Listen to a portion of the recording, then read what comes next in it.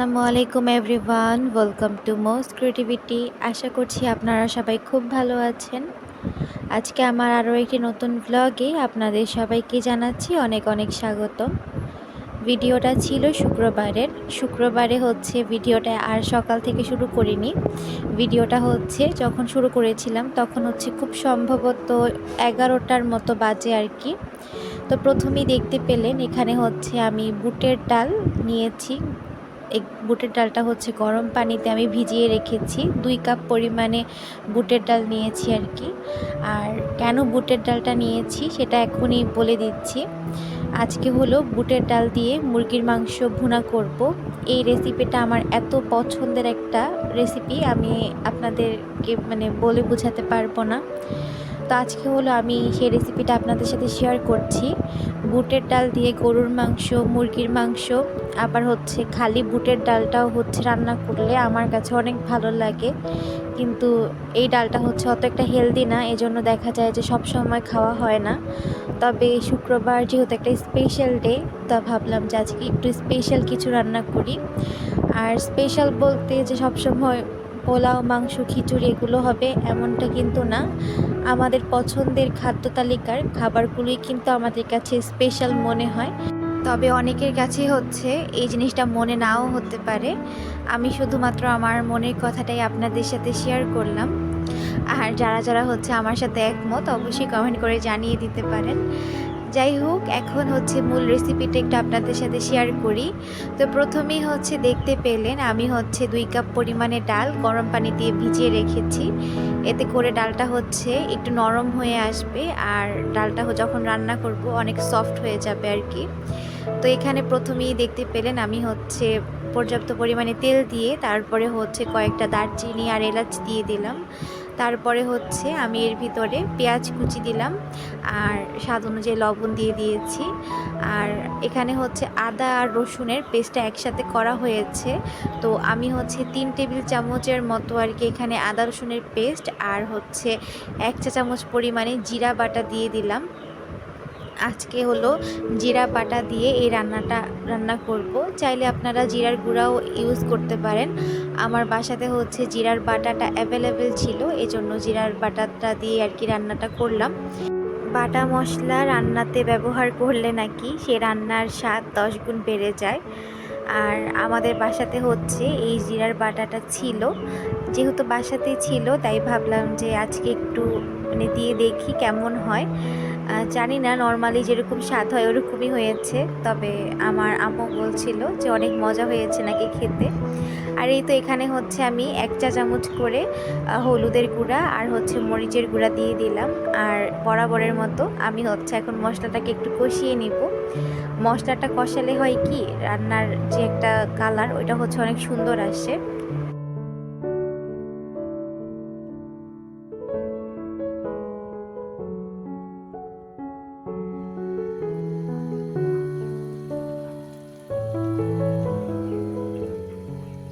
এই তো মশলাটা হচ্ছে কষে গিয়েছে। এখন যেটা করব আমি হলো একটু নেড়ে নিয়ে তারপরে হচ্ছে এর ভিতরে মুরগির মাংসটা দিয়ে দিব। আর দেখতেই তো পাচ্ছেন মশলাটা একটু কষিয়ে নেওয়ার কারণে মশলার কালারটা কতটা সুন্দর হয়ে গেছে। আমি আসলে আগে এই রান্নার স্কিলগুলো জানতাম না। পরে হচ্ছে আমার আম্মু যখন রান্না করতো তখন হচ্ছে তাকিয়ে থাকতাম যে কীভাবে রান্না করে। পরে হচ্ছে রান্নাগুলো দেখে আমার কাছে মনে হয়েছে যে যে কোনো রান্নাতে যদি মশলাটা সুন্দরভাবে কষানো যায় আর সেই তরকারিটা যদি একটু সুন্দরভাবে কষানো যায় তাহলে নিঃসন্দেহে সেই তরকারিটা অনেক মজা হয়। আর আমার আম্মু হচ্ছে সবসময় একটা কথা বলে যে তুমি যখন রান্না করবা তখন হচ্ছে সেই রান্নাটাতে তোমার মন থাকতে হবে, একটা মায়া মিশ্রিত ভাব থাকতে হবে। যদি কোনো রান্নাতে তোমার মায়া থাকে, যদি তোমার কাছে মনে হয় যে তুমি খুব ভালোবেসে রান্নাটা রান্না করছো, তাহলে তোমার সেই রান্নাটা অনেক মজা হবে, সবাই খেয়ে দেখবে, প্রশংসা করবে। আর তুমি যদি কোনো রান্না বিরক্তি সহকারে রান্না করো, যে রান্নাতে তোমার কোনো মায়া কাজ করবে না, মমতাবোধ কাজ করবে না, শুধুমাত্র দায়বদ্ধতার কারণে তুমি রান্না করবা, সে রান্নাটা যতই তুমি কষ্ট করে রান্না করো না কেন সে খাবারটা কখনই মুখরোচক হবে না। হয়তোবা মানুষ খাওয়ার জন্য খেয়ে নেবে, কিন্তু সুস্বাদু খাবার যেটাকে বলে সেটা কখনই হবে না। এই জিনিসটা আমার সাথেও হয়েছে কয়েকবার। হচ্ছে আমার মানে গরম যখন অনেক পড়ছিল তখন একদম দায়বদ্ধ হয়ে রান্না করতে গিয়েছিলাম, এমন একটা অবস্থা হয়েছিল। তো শুধু তাড়াহুড়োর মধ্যে ছিলাম যে কখন রান্নাটা শেষ হবে, কখন রান্নাটা শেষ হবে। তো এরকম করতে করতে কয়েকদিনই হচ্ছে আমার রান্না একদমই মানে পচা হয়েছিল। ওই রেসিপিগুলো হচ্ছে আপনাদের সাথে আর কখনোই আমার শেয়ার করা হবে না। যাই হোক, তখন আর কি আমি বুঝতে পারলাম যে এই কথাটা একদমই ঠিক, যে যেই রান্নাটাতে হচ্ছে আমার মনোযোগ থাকবে বা আমি যেই রান্নাটা ভালোবেসে রান্না করব সেই রান্নাটার স্বাদই হচ্ছে অন্যরকম হবে। কথা বলতে বলতে মুরগির মাংসটার মধ্যে আমি হচ্ছে ডালগুলো দিয়ে দিলাম, বুটের ডালটা। আর মুরগির মাংসটা হচ্ছে 50%-এর মতো কষিয়ে নিয়েছি আগে, তারপরে এখন ডালগুলো দিয়ে দিলাম। এবার ডালগুলো দিয়ে বাকি 50% কষিয়ে নিব। তারপরে যখন 100% আমার এই কি বলে মুরগির মাংসটা কষে আসবে ডালগুলোর সাথে, তখন হচ্ছে আমি ঝোলের জন্য পানি দিয়ে দিব। এই তো এখন হচ্ছে নাড়াচাড়ার মধ্যে রাখবো। চুলার আঁচটা হলো মিডিয়াম টু লোতে রেখে 2-3 বার হচ্ছে নেড়ে চেড়ে নিলেই হয়ে যাবে আর কি। নেড়ে চেড়ে নেব যাতে নিচে দিয়ে না লেগে যায়। আর এই তো আমি হচ্ছে একবার ফাঁকে এসে নেড়ে দিয়েছি, অফ ক্যামেরায় আরও কয়েকবার নেড়েছিলাম। প্রত্যেকবার নাড়াচাড়া তো আর ভিডিওতে মানে দেখাতে গেলে ভিডিও অনেক বড় হয়ে যাবে, আর আপনাদের কাছেও ভালো লাগবে না একটা জিনিস বারবার দেখতে। তো আজকে আমার এই পছন্দের রেসিপিটা আপনাদের সাথে শেয়ার করলাম, জানি না আপনাদের কাছে কেমন লাগবে। যদি ভালো লাগে অবশ্যই কমেন্ট করে জানিয়ে দিবেন। আর এই তো এখন হচ্ছে এটাকে আরেকটু কষিয়ে নিব, তারপরে হচ্ছে ঝোলের জন্য পানি দিয়ে দিব আর কি।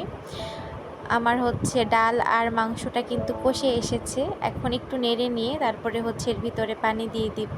মাংসটা হতে হতে আপনাদের কাছে একটা ছোট রিকোয়েস্ট আমার, যারা ভিডিওটি দেখতে দেখতে এই পর্যন্ত চলে এসেছেন, আশা করছি ভিডিওটি ভালো লেগেছে। যদি ভালো লেগে থাকে তাহলে ভিডিওতে একটি লাইক করে দিতে পারেন। আপনার একটি লাইক আমার ভিডিওটা আরও কয়েকজন মানুষের কাছে পৌঁছে দিতে সাহায্য করবে। আশা করছি ইতিমধ্যে আপনারা লাইকটি করে দিয়েছেন। যাই হোক, কথা বলতে বলতে এখানে আমি ঝোলের জন্য পানি দিয়ে দিয়েছি। এখন এই ঝোলটা হচ্ছে বলক আসলে আমি হচ্ছে ঢেকে দিব। আর মাংসটা আর ডালটা কিন্তু প্রায় সেদ্ধ হয়ে গেছে, এখন হচ্ছে এটা একটু সফট হবে আর কি। তো সেজন্যই আর কি কিছুক্ষণের জন্য রান্না করে নিব, একটু হাই স্পিডেই বলতে পারেন, ঢাকনা দিয়ে আর কি ঝোলটা শুকিয়ে নিব, তাহলেই আর কি আমার মাংসটা রেডি হয়ে যাবে।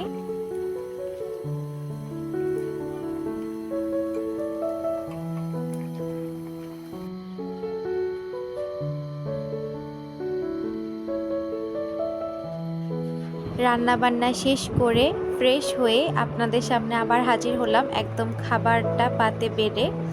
এই তো এই ছিল আমার বুটের ডাল দিয়ে মুরগি, আর পাশে হচ্ছে দেখতে পাচ্ছেন এটা কি বলুন তো, এটা হচ্ছে মিষ্টি আলু দিয়ে শুটকি। প্রথমে তো আমার কাছে মনে হয়েছিল যে খুব একটা মজা হবে না, পরে আর কি আমার কাছে খুবই ভালো লেগেছিল।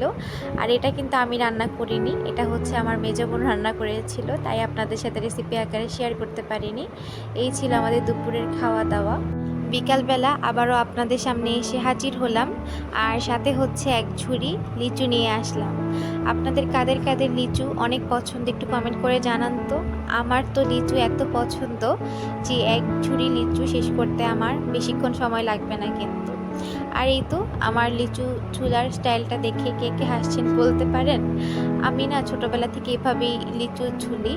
আমি হচ্ছে খুব কষ্ট করে এই সাদা যে মানে পোর্শনটা দেখতে পাচ্ছেন এটা আর কি রেখে দিই, পরে হচ্ছে আমি এটাকে ছিলি। আমার কাছে অনেক ভালো লাগে এই যে এত কষ্ট করার পরেও কিন্তু নিচে থেকে আর কি আর মানে পুরোটাকে সাদা রাখতে পারিনি।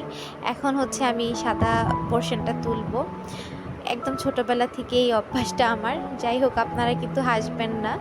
আমার এই পছন্দের ফলটা খেতে খেতেই আপনাদের কাছ থেকে আজকে বিদায় নিয়ে নিচ্ছি। আশা করছি সবার কাছে পুরো ভিডিওটা ভালো লেগেছে। যদি পুরো ভিডিওটা ভালো লেগে থাকে তাহলে ভিডিওতে একটি লাইক আর কমেন্ট করতে পারেন। এই তো, সবাই ভালো থাকবেন, সুস্থ থাকবেন। সবাইকে আজকের জন্য আল্লাহ হাফেজ।